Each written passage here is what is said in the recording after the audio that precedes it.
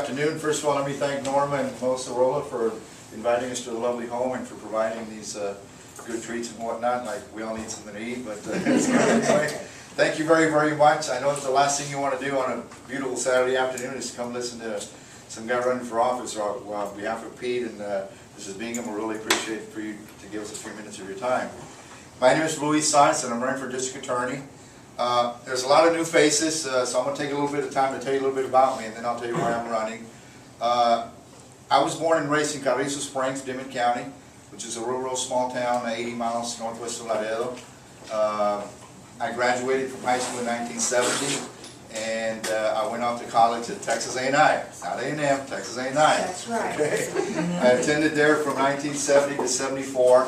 I got a degree in BS degree in education, and during that time I met my then girlfriend, now my wife Delia there. She graduated in May of 74, and I graduated in December of 74. She invited me. I went back home to Carrizo. Carrizo's like Los Fresnos. It's a real small town. I mean, they didn't even have a Stripe store back then. So I went back home, and she asked me what I was going to do for Christmas, and in Carrizo's like, because there's nothing to do, so she said, why don't you come down to Brownsville? My dad, hacen tamales, he got mariachis, blah, blah, sounded great. So I got on a bus, because I didn't even have a car. I got on a bus, a VTC bus, and I got here in Brownsville. I arrived here in Brownsville in December of 74 on a bus with 20 bucks in my wallet, and that's all I had. A degree, which is education, which is, I know you're a teacher, so it does pay to educate yourself. So I got here in December, attended the party, and I'm getting ready to go back home. She asked me, what are you going to do? I said, well, I got to go look for a job.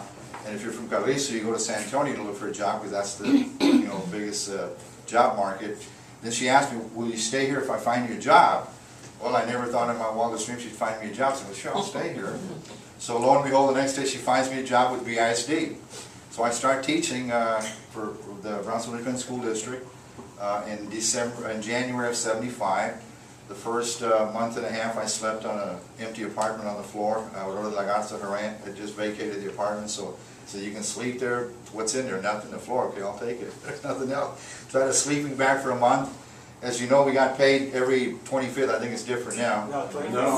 Still the same. There you go. So you know what's coming. You know what's coming. January 25th, we got married on our first paycheck. And we've been married now for 37 years. So tell her que aguante. That was my first love, and I really love teaching. I mean, believe me, it's something I wanted to do. But back then, they were paying $12,000 a year. And she and I were going to the credit union every month, just to make it. I said, this is not going to work. I mean, this is just not working. So at the age of 30, with 2 kids, we packed up and moved to Austin. I went back to law school.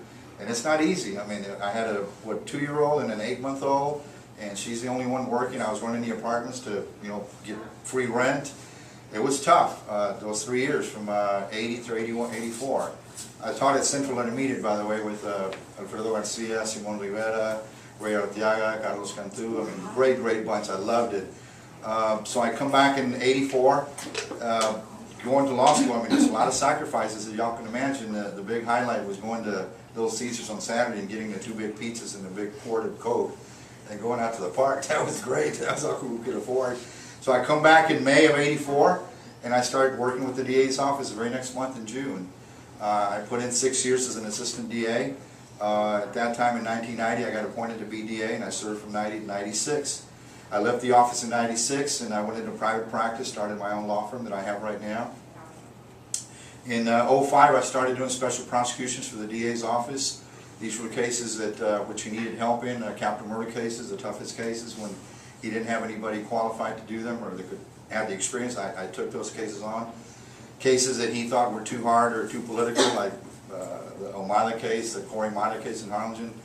Give them to Luis, I'll take him. I became like his Mikey, give it to Luis, he'll do it, and I won't do them. I do the tough cases. Prosecution for me is my passion. I mean, it's something that I just love to do.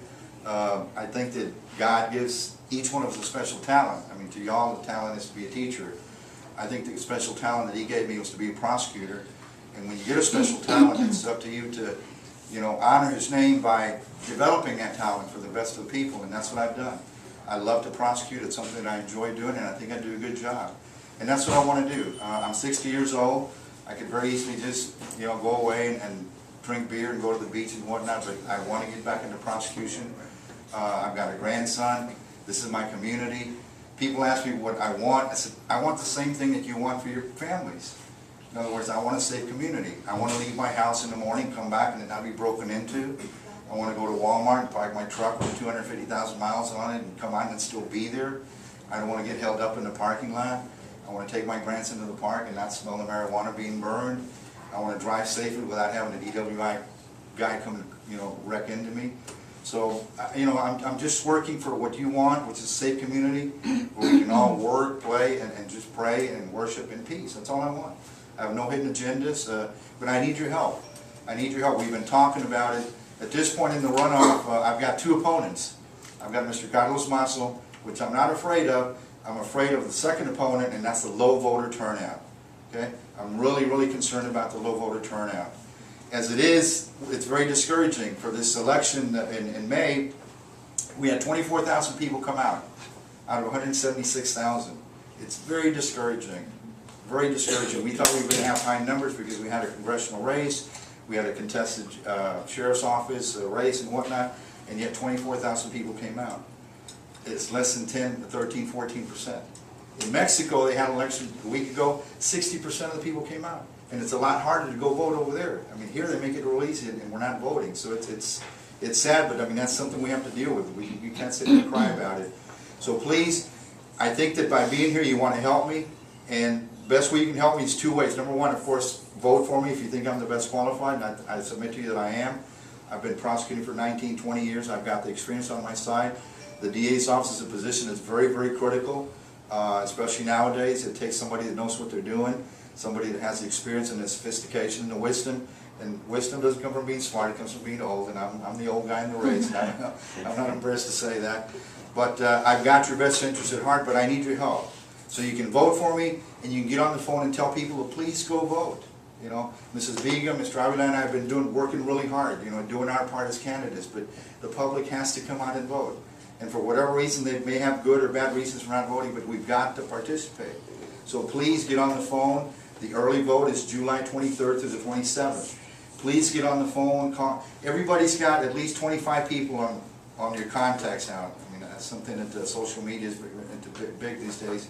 So get on your contact phones and tell 25 people. Please go vote. Please go vote for Luis Saenz. Vote for Began. Vote for Aguilar. Vote for whoever they want to vote. Mr. Sorola's not on the ballot, so you won't vote for him. We'll vote for him in November. All right? But please get people to participate. If you can get 25 people, I mean, count it, just 25 here, when we got a couple hundred votes, and that's going to be the winning margin. It's going to be a couple hundred votes. So please, again, get out and vote, and I ask you to vote for Luis Saenz based on my experience and based on the fact that I submit to you that I will do a good job for you, and I won't let you down, and I'll make you proud of me. Thank you very, very much. I appreciate it.